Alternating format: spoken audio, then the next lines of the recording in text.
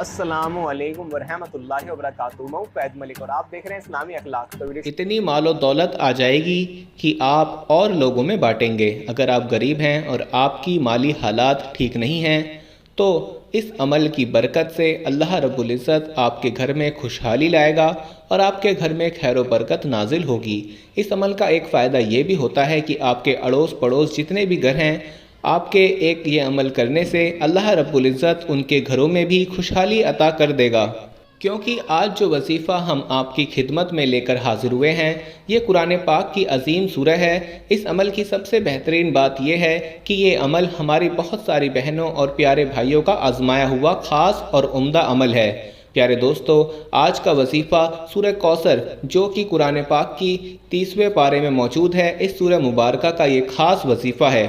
آج کی اس ویڈیو میں ہم آپ کو سورہ کوثر پڑھنے کا ایسا زبردست طریقہ بتائیں گے، اور یقین مانیں ہمارے بتائے ہوئے طریقے کے مطابق اگر آپ سورہ کوثر کو اس ترکیب کے ساتھ پڑھ لیتے ہیں تو انشاءاللہ آپ کا کوئی بھی مالی مسئلہ ہے، مالی تنگ دستیاں ہیں، تو وہ اس عمل کی بدولت حل ہو جائیں گی۔ بنیادی طور پر بزرگان دین یہ وظیفہ اس صورت میں لوگوں کو دیتے ہیں جب لوگوں کے مالی حالات بہت زیادہ خراب ہوں، یعنی ان کے گھر میں خیر و برکت نہ ہو، گھر میں بیماریوں نے ڈیرے ڈال رکھے ہیں، یعنی ہر وقت پریشانی کا سامنا رہتا ہے۔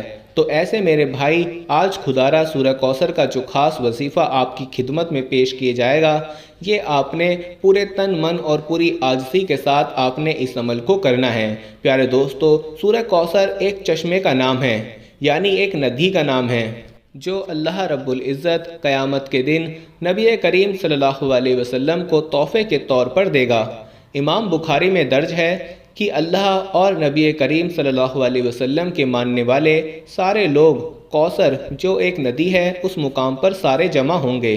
اگر سورہ کوثر کا نزول دیکھا جائے تو اس کا نزول بڑا ہی زبردست ہے، کیونکہ جاہلیت کے دور میں نبی کریم صلی اللہ علیہ وسلم کے لختے جگر کا انتقال ہوا، تو آپ صلی اللہ علیہ وسلم بڑے ہی رنجیدہ تھے۔ آپ صلی اللہ علیہ وسلم دکھ سے بھرے ہوئے تھے۔ یہ دکھ وہی سمجھ سکتا ہے جس کا کوئی جوان بیٹا فوت ہو جائے۔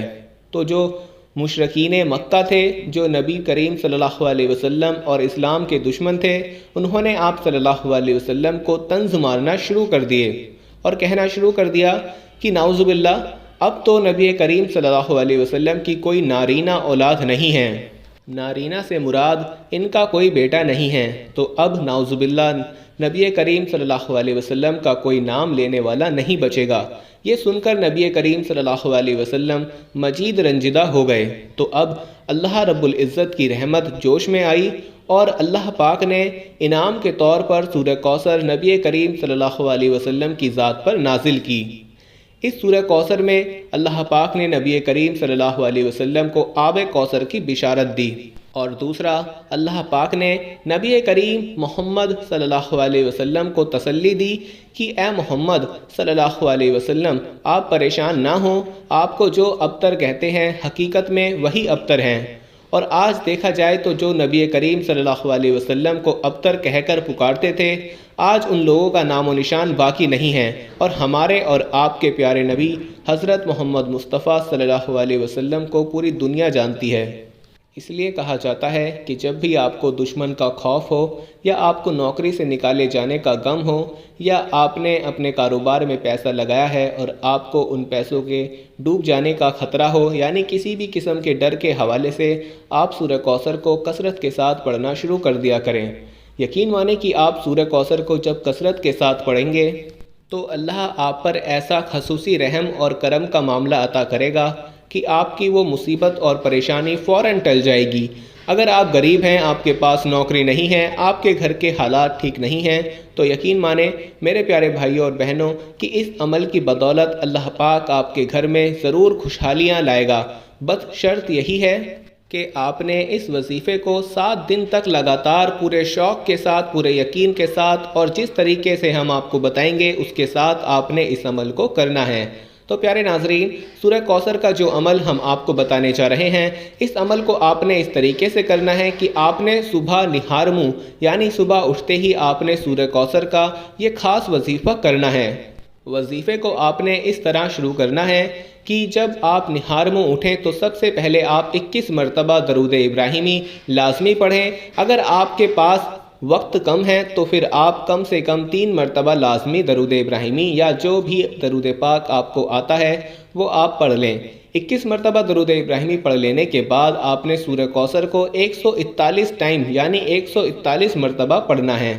जब आप सूरह कौसर को 141 मरतबा पढ़ लें तो उसके बाद अल्लाह पाक का एक सिफाती नाम या रज़्ज़ाक़ू यानी ए रोज़ी देने वाली ज़ात। याद रहे कि जब आप या रज़्ज़ाक़ू का विर्द कर रहे हों तो आपने अपनी आंखें बंद रखनी हैं और आपकी जो भी परेशानियां हैं, आपके घरेलू मसाइल हैं, आपके घर में तंग दस्तियाँ हैं या आप कर्ज़ के बोझ तले दबे हैं या बच्चों के रिश्ते के मसाइल हैं, ये सारी बातें आपने अपने जहन में रखकर अल्लाह पाक के इस पावरफुल नाम यानी या रज़्ज़ाक़ू को पढ़ना है। या रज़्ज़ाक़ू को आपने 100 मरतबा पढ़ना है। अब इसकी तरकीब ऐसे हुई कि आपने 21 मरतबा दरूद पाक पढ़ना है, उसके बाद आपने 141 की तादाद में सूरह कौसर की तिलावत करनी है, उसके बाद 100 मरतबा या रज़्ज़ाक़ू को पढ़कर आखिर में दोबारा 21 मरतबा दरूद पाक पढ़ के इस अमल को मुकम्मल कर लेना है। लेकिन याद रहे कि निहार मुँह यानी आपने सुबह के वक्त इस अमल को करना है। अब आप ये अमल वज़ू के साथ या वज़ू के बगैर भी कर सकते हैं। 7 दिन लगातार आप इस अमल को करें, रिज़ल्ट आपके खुद सामने होंगे। लेकिन शर्त यही है कि आपने सच्चे दिल के साथ इस अमल को करना है। प्यारे दोस्तों, इसी के साथ आप तमाम बहन भाइयों से इजाज़त चाहूँगा। अपना ख्याल रखें। अल्लाह हाफिज़।